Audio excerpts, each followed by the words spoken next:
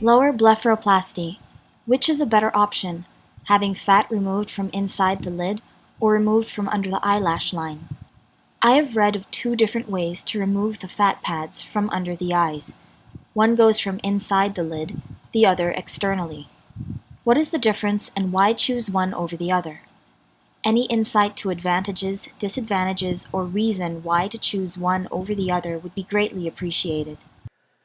Thank you for your question. You submitted a question without an image, but you are asking essentially what's the difference between a transcutaneous, transconjunctival blepharoplasty and what are the advantages and disadvantages of both? Well, I could certainly share with you my direct experience doing these procedures. A little bit of background: I'm a board-certified cosmetic surgeon and fellowship-trained oculofacial plastic and reconstructive surgeon.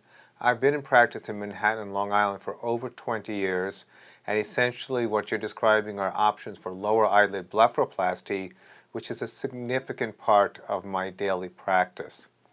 So when you first want to understand the difference between these procedures, you still have to first have the understanding of why the procedures are being done. Usually, lower eyelid surgery is done to address puffy under-eye bags, skin that appears to be loose and wrinkled, as well as sagging of the lower eyelid from its normal, more desirable position. So when people do their research and learn about what their options are, they come across the choices that many doctors tend to gravitate towards. One, the transcutaneous blepharoplasty, is the approach where an incision is made from beneath the eyelashes to go to the fat pockets and do whatever is necessary, and then drape the skin and trim if necessary or desired by the doctor to tighten the skin. A transconjunctival blepharoplasty is done from the inside of the eyelid to essentially address lower eyelid fat prolapse. And that means the fat that's from behind the eyelid pushes forward and creates this bulge. Now I can tell you from my personal evolution in terms of from the time I trained in oculofacial plastic surgery to the present day, is that things have continuously evolved in our field, not only from a surgical point of view, but also from a tissue remodeling or rejuvenating point of view, from the perspective of lasers, radiofrequency, platelet-rich plasma, regenerative medicine, etc. So when you think about these surgeries, you have to think about what are we really trying to do? We're trying to rejuvenate the lower eyelid.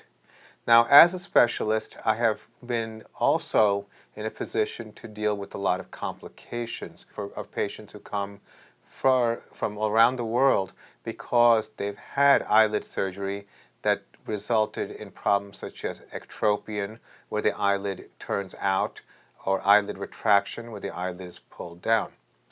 Now, from a purely anatomic perspective, you are able to achieve comparable results with either procedure. But in my mind, the overwhelming majority of patients who I perform lower eyelid blepharoplasty for, I use the transconjunctival approach. And why is that? Well, when we think about the anatomy of the lower eyelid, one of the things that people have been aware of when they see other people who have had eyelid surgery is that they often feel like people they've seen have very rounded lower eyelids, where the eyelid is kind of went from being an almond shape but it is now rounded. Well, very often that occurs from a transcutaneous blepharoplasty, where the procedure was done from the outside. A well-meaning doctor will do the surgery, trim some skin, and cause pulling and tension. When I do transconjunctival blepharoplasty, I'm essentially preserving all of the support structures that maintain eyelid shape. Basically, it's as minimally invasive, even though it's more technically advanced, but minimally invasive and allows us to address the fat pockets and not compromise the integrity of the lower eyelid.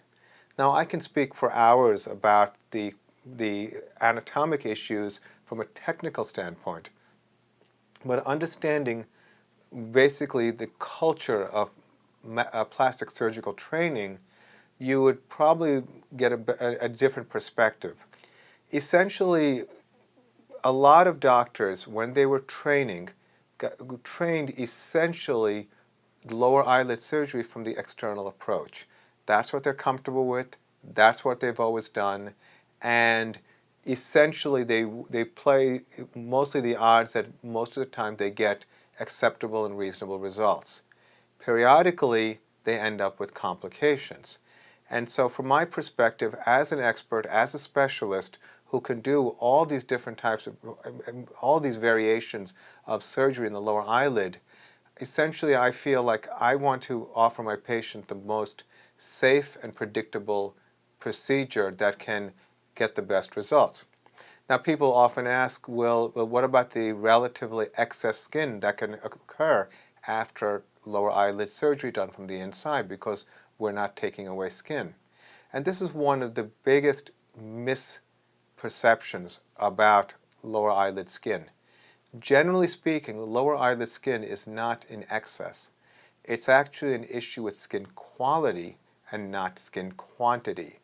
And it's a very difficult concept to understand, because patients will pull their skin out and say, "Doc, what about all this extra skin?" I say, no, if you take away skin, you may end up with the eyelid pulling down.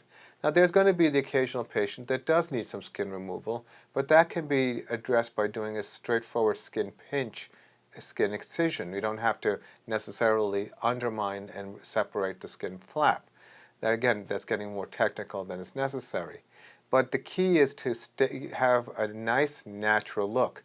When I want to address skin quality, I do things such as fractional CO2 laser, erbium laser, platelet-rich plasma, radiofrequency, such as use of Pelave. All of these things can help skin quality without compromising the integrity of the eyelid position.